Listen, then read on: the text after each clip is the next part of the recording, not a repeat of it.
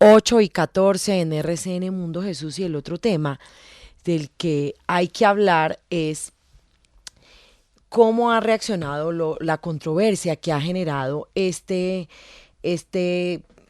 son dos temas, ¿no, Jesús? Porque tenemos dos temas aquí. El primero, los 52 generales que fueron sacados por el gobierno de Gustavo Petro para conformar la nueva cúpula militar. Digamos que es el revolcón más grande que se ha dado en el generalato en la historia reciente del país. Dice, pues, lo que dice el gobierno de Petro es que quiere una tropa libre de corrupción, y ha hecho un barrido tremendo, Jesús. Sí, ese es un tema. Y el otro es una advertencia que ha hecho el presidente Gustavo Petro a través de su cuenta en Twitter, donde aseguró, y abro comillas, que la comisión de masacres y su impunidad en jurisdicciones de mandos militares y policiales afectará la hoja de vida de los mandos. Esto lo dijo el presidente a través de su Twitter en el fin de semana. Así que tenemos estos dos elementos para analizar con el siguiente invitado. Sí, por eso queremos indagar qué opina de estos dos temas la Asociación de Oficiales Retirados de las Fuerzas Militares de Colombia, ACORE, y por eso estamos en comunicación con el coronel en retiro, John Marulanda. Coronel en retiro Marulanda, bienvenido a RCN Mundo. Gracias, Carla, Jesús, muy buenos días. Gracias por el espacio. Bueno, primero, son los dos temas que le planteábamos inicialmente, es cómo han visto ustedes este barrido que han hecho, que podríamos decir que es el revolcón más grande que han hecho en la historia reciente en el generalato en el país. Más unos 50 generales han salido de las diferentes fuerzas armadas de las instituciones. ¿Cómo han tomado ustedes este barrido? Pues mire, lo hemos analizado en ACORE con mucho cerebro. Si bien es una barrida inusual a la jerarquía militar, la realidad es que encontramos que un alto porcentaje de todos estos oficiales está vinculado de una u otra manera a investigaciones penales, administrativas o disciplinarias. Y como el mismo presidente lo dijo, no se pueden hacer estos movimientos sin que no haya ahí algo de impunidad, algo que no sea correcto. Entonces tenemos pues 52 generales, como ustedes lo dicen, que salieron y pasaron a la reserva. Sobre eso hay que siempre argumentar que el presidente es el comandante supremo de las fuerzas militares y sus decisiones son órdenes. Doctor John Marulanda, ¿a usted le preocupa que esta nueva cúpula no tenga la experiencia suficiente que quizás algunos de los que salieron sí la tenían? No, para nada. Ahí se aplica el viejo proverbio que aprendimos desde la escuela, y es que el que no sabe, aprende. De modo que las tareas delicadas como son la inteligencia, que no sea la inteligencia táctica, que eso se mueve día a día en las diferentes organizaciones militares, sino la inteligencia que va más allá de la táctica, el conocimiento que se tiene de las redes internacionales del narcotráfico o crimen organizado transnacional, no solo del narcotráfico, sino de la minería. Pues todo esto tiene ahí gente nueva, gente fresca, que viene a darle un nuevo aire a la situación que se está viviendo en las Fuerzas Armadas y de Policía. Ahora, el segundo tema parece ser mucho más profundo y quizás mucho más delicado, porque es una orden que, no sé, puede tener una acusación implícita, ¿verdad? Si se cometen masacres en sus jurisdicciones, va una anotación a la hoja de vida o en últimas puede resultar el militar o el policía encartado, casi que es una especie de acusación. Si se llega a cometer esa masacre, es culpa suya. Ese puede ser un cambio doctrinal de hondo calado, quizás como no se había visto en la historia de las fuerzas militares y de policía, con unos militares que entonces ahora van a ver que cualquier acción que se presente en su jurisdicción será inmediatamente castigada. Con el paso de las horas, ¿cómo han analizado esa instrucción o esa orden de quien dice usted es el presidente de la República en su condición del comandante general de las fuerzas militares, del máximo comandante de las fuerzas militares? Pues mire, el caso de la anotación en la hoja de vida de los oficiales en cuya jurisdicción se acometa cualquiera de estos hechos que él puso en el chat o en el Twitter, pues nos generó preocupación. porque es que se está saltando, se está pasando por alto la presunción de inocencia y no se está aclarando que eso se hará previa investigación, larga o pequeña, en uno o en otro sentido. Eso nos preocupa mucho y por supuesto creemos que el presidente debe entender que a ese trino de él le faltó una línea más diciendo previa investigación. Sin ese trino es muy difícil entender qué es lo que quiere el comandante supremo de las fuerzas militares y de policía. De modo que en eso estamos nosotros analizando qué consecuencias trae eso. Recuerde usted que desde el año 58 el presidente Lleras Camargo en el Teatro Patria declaró muy claramente que los militares no deben incursionar en política. Y esto que estamos viendo en este trino del comandante supremo de las fuerzas militares y de policía es darle una incursión política a los militares en su jurisdicción. Y es responsabilizarlos a ellos por todo lo que suceda de malo en sus jurisdicciones. Recuerde usted también que quienes están cometiendo estas violaciones, estas masacres y estos asesinatos, sicariatos, no son hombres de la fuerza pública.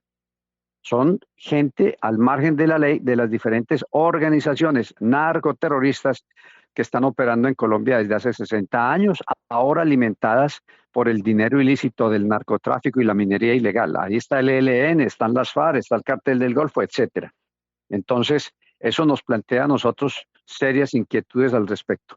Doctor Marulanda, y es que hablando del ELN, ese es nuestro tema del día hoy, precisamente lo que se conoció en las últimas horas, ese comunicado donde ellos se adjudican ese secuestro de los soldados en Arauca, pero en línea contradictoria o en contravía, están tratando de avanzar en restablecer los diálogos con el gobierno desde Cuba.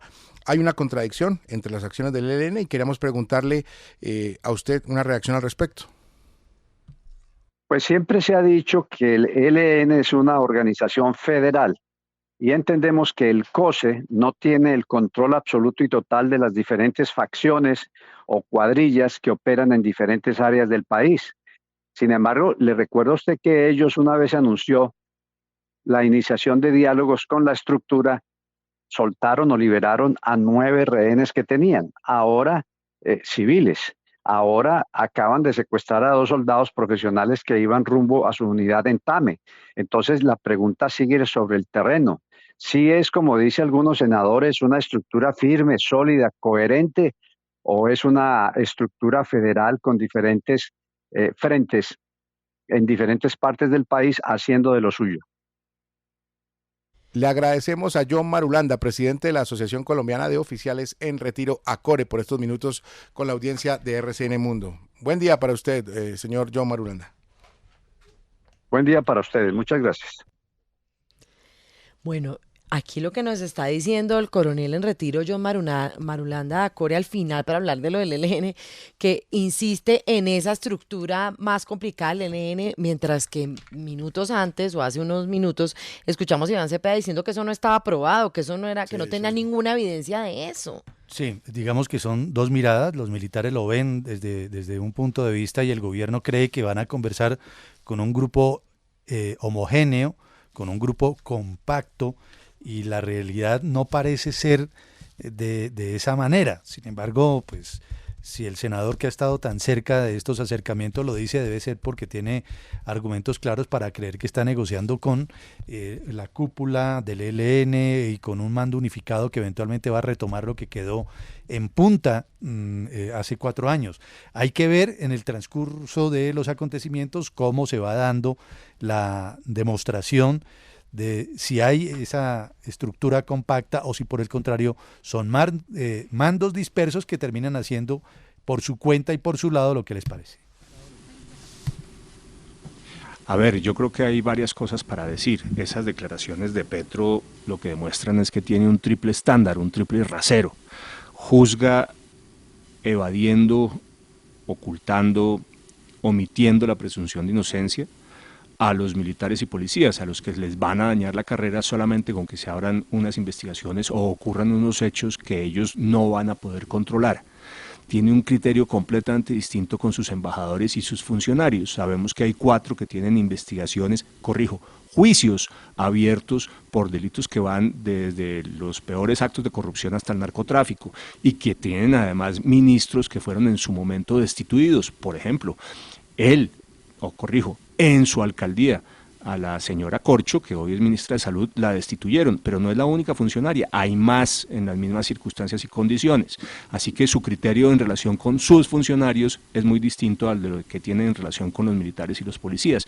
Pero además es que a él mismo se le olvidan sus responsabilidades. Si el criterio que se hubiera usado con Petro es el que pretende aplicarle a los militares y los policías, no hubiera podido ser ni siquiera concejal, porque hizo parte de una organización que cometió terribles crímenes de lesa humanidad y crímenes de guerra. De manera que es evidente que aquí hay un parámetro de conducta distinto para medir a unos y otros. Pero además tiene un efecto terrible en relación con el comportamiento de los militares y los policías, que preferirán de alguna manera no ir al combate de manera permanente, con el miedo de que efectivamente al final sus conductas terminen siendo juzgadas, no en el marco de un proceso judicial, ni siquiera en un proceso disciplinario, sino simplemente por unos resultados que, repito, ellos no pueden controlar. A mí me parece que eso hace muchísimo daño. Y yo quiero hacer un comentario muy rápido sobre el tema del ELN.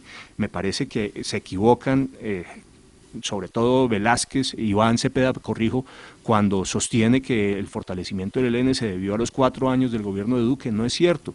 Se fortalecieron en el ELN primero con el alto al fuego de Santos, porque el alto al fuego beneficia evidentemente al grupo que lo pacta, tiene la garantía de que la fuerza pública no lo va a perseguir y él puede, ese grupo, mientras tanto seguir delinquiendo impunemente. Se fortaleció porque el ELN se volcó al narcotráfico, y es algo sobre lo que no se quiere hablar, pero es cierto. Durante unos años el ELN tuvo ciertas resistencias, era reticente a volcarse al negocio del narcotráfico, ya no, está totalmente volcado al narcotráfico, es uno más en el negocio, y además se fortaleció porque el Comando Central todo se puso a salvo de la acción de la fuerza pública en Cuba y Venezuela, y a pesar de la presión del gobierno de Duque para que desde Cuba devolvieran a los miembros del secretariado que eran responsables del crimen de la Escuela General Santander, no lo consiguió. Echarle la culpa a Duque de ese fortalecimiento me parece claramente injusto. A ver, hay 2 cosas sobre la cúpula y las barridas que suele haber en esos relevos, en esos cambios de comandantes. En efecto, siempre se cometen injusticias porque hay oficiales que son muy capacitados, pero que son menos antiguos que la cúpula nueva, o tienen un rango inferior, entonces pues ni modo de mantenerlos, porque si no tocaría nombrar los comandantes y se alteraría por completo toda la estructura de la cúpula. Entonces ahí sí pues es muy difícil mantenerlos a todos. En cuanto al trino de Petro, saben que hay una cosa, a mí no me parece malo lo que dice el trino, lo que me parece malo es que lo diga en público. Que el presidente reúna a la cúpula, a los generales, a los coroneles y les diga si en sus jurisdicciones pasan estas y estas cosas, eso puede afectar me parece normal, pero que lo diga en público, yo creo que eso sí es una cosa que por lo menos es innecesaria. ¿Para qué echarlos al agua y decirles ahí? Porque pues eso podría verse como un gesto de autoridad, pero también pueden interpretarlos algunos, como en efecto lo han hecho, como un gesto de intimidación hacia los comandantes. No tengo ninguna duda que el trino del presidente Gustavo Petro fue para intimidar a las fuerzas militares. La verdad es que hay una presunción de culpabilidad que es contraria a la Constitución, y es que se asume que si hay una masacre en su jurisdicción, se anotará en su hoja de vida. Y si la masacre ha sido cometida por el Ejército de Liberación Nacional o las disidencias de las FARC o el Clan del Golfo, ¿no son ellos los responsables? No, aquí los responsables son los militares que supuestamente permitieron o fueron permisivos en la comisión de este delito execrable que es una masacre.